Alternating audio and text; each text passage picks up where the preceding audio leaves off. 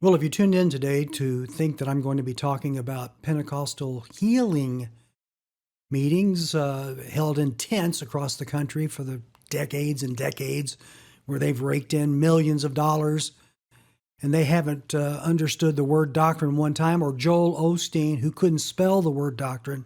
No, I'm not going to be talking about that. Dollars over doctrine. Now, I'm going to have to blame my friend James Lyman for this. We were discussing an issue here, and I'll just give you a brief update. He was discussing, he was discussing this, and I made comment about it, about a certain individual recently in the news who was quite well known that was known to have hobnobbed with people of different religions. I'm not going to say which ones, but they were not Christianity, and that he seemed to endorse these religions. He never called them out. And I said to him, and I've said this before in another video about in response to another gentleman who was making claims, that number one, I give the man some credit because he wasn't raised in the right environment, the right church, to learn how to discern or even to do that, to separate from those of false doctrine, false gospels, so forth and so on. And then I said that the second thing is, do you actually expect a man with a public business like that to publicly call out other religions publicly and say that they are wrong? Because dollars always come before doctrine. Hence the title of this particular video, Dollars Over Doctrine. We see that. And I told him of another instance of another man who is retired, but a well-known apologist author. If I mention his name or some of his books, many of you would know exactly who I'm talking about. But he did the same type of thing. It was because he left out this particular religion that caught my attention, and I wrote this gentleman years ago. I have the letter in my file asking him about that. And he gave eventually actually wrote back in his own handwriting and gave me an answer, which was nonsense. Why? Because it's always dollars over doctrine. Now,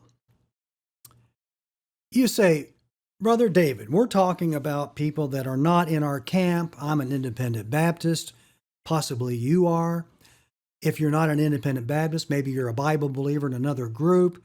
You say, Brother Dave, we're not talking about our group. Our group would never do anything like that concerning money. Oh, au contraire, my friend. I am sorry, but you are extremely naive. I'm going to give you two examples of our group, and this is just recently, at least in my experience, my case. Yes, dollars, not maybe over doctrine, because the people involved, the doctrine is generally the same. It's dollars because we love them. We love the dollars. Oh man, give us that money. All right, so here's a book. I want to show you this book. This was compiled in 1985, 40 years ago, by Ralph Sexton. Can you see his name there? Ralph Sexton Sr., not Junior, Senior. Brother Sexton's been in heaven for quite a few years.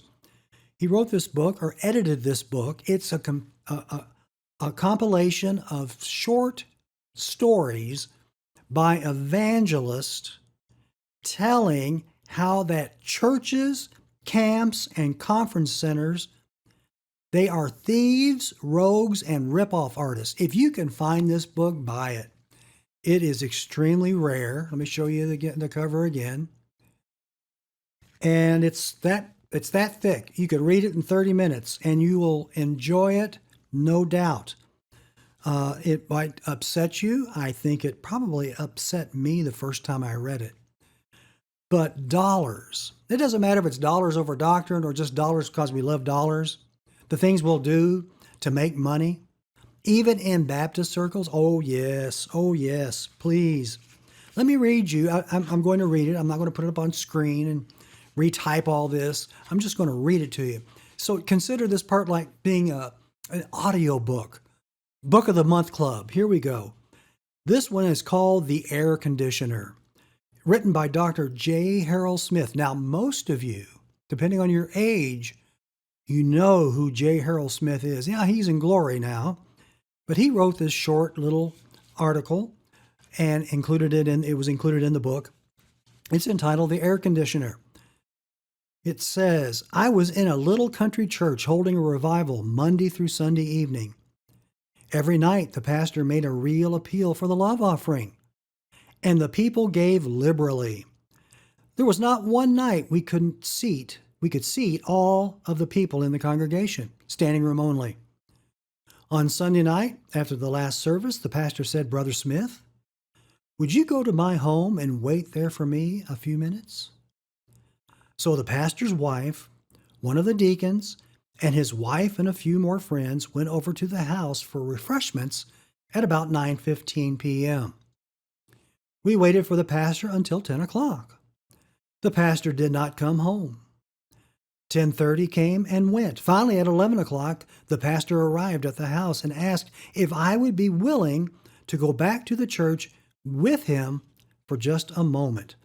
We went back to his office and he said, Brother Smith, were you satisfied with your love offering?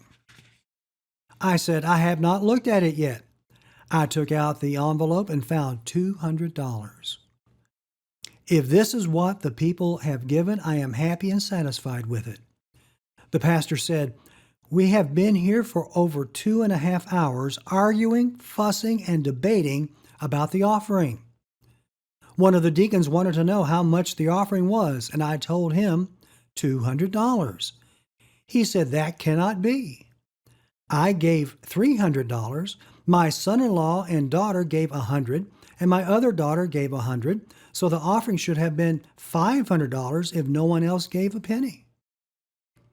The pastor then continued, I then told them we had a deacons meeting on Friday night, and we agreed to take $750 of the offering and repair our air conditioner. And this deacon would not leave until we gave him back the $500 that he and his family had given. What do you think about that, Brother Smith? I said, I want you to know the truth. You are about to steal $750 from me. If you had told the people that you were taking the money to repair the air conditioner, or if you had asked me before you wrote the check for permission to take the $750, it would have been different. The deacon was right in demanding you give him his $500 back. The next morning, very early, I was packing my bags in the motel and there was a knock on the door. When I opened the door, I found the deacon and his son-in-law standing there with 25 $20 bills in his hand. He said, Preacher, here is the love offering we want to give you. Those thieves down at the church were about to take it from you. I took the $500 and went on my way rejoicing. Amen. This little booklet is filled with stories just like this, churches stealing from the man of God. Now, anybody who has ever traveled for any type of ministry has had this happen. I had this happen once. We were living in Reno, and I was asked to come down to Central California to pulpit supply on a Sunday morning. Now, I was green and younger and a rookie as far as as far as it comes to traveling and figuring out how to pay for it all. I just figured it would work out. That's how silly I was. So I had to have a family. I had 3 children, wife, car. So we drove from the Reno, Nevada area across the mountains down Highway 99 down to Central California to this town. Did this on a Saturday, found a motel right next to where the church was. The church was in like a storefront area kind of thing. And so we checked into the hotel, spent the night, of course, had to feed my family, right? So the next day, I was only asked to preach the morning service, which I did. And after it was over, the people that were in charge came up and gave me my love offering. Brother, let me tell you that the love offering didn't cover the meals and the gas to travel there, much less the motel. Okay? Anybody who travels doing the Lord's work knows this. You always have money to get home. All right? And that's just the way it was. I'm not blaming this church. I think the people were not thinking. The leadership was ignorant. I don't know. And it doesn't matter. I'm here today. I did not starve to death. The bills got paid. It worked out. That's fine. It's the mentality of God's people. Even in that story, you're talking about deacons and a pastor contriving together to take money out of a man's love offering for the church. Now, I'll give you a more recent story in my experience. I was on staff at a church here a few years ago. We had a staff member during a staff meeting. I don't even remember the reason he told this story, but it came up. He told the story of a pastor friend of his in Florida. All right, in Florida, who had some kind of a group come in for a multiple day event. Don't remember who they were, doesn't matter. Don't remember what they were doing, doesn't matter. And so, just like in that story, and you've heard this before, pastor got up every night, every penny that comes in is going to go to this group. You know, we appreciate your faithfulness and blah, blah, blah, blah, blah. So the meeting is over, and the group leader told the pastor, just as a reminder, sir, that in our agreement, we have $1,000 minimum love offering we expect. And that's to pay expenses. It is not cheap to travel. People who do this for a ministry have to pay rent or mortgage payments, insurance, food, provide for their families. That's where all the money comes from. So this upset the pastor.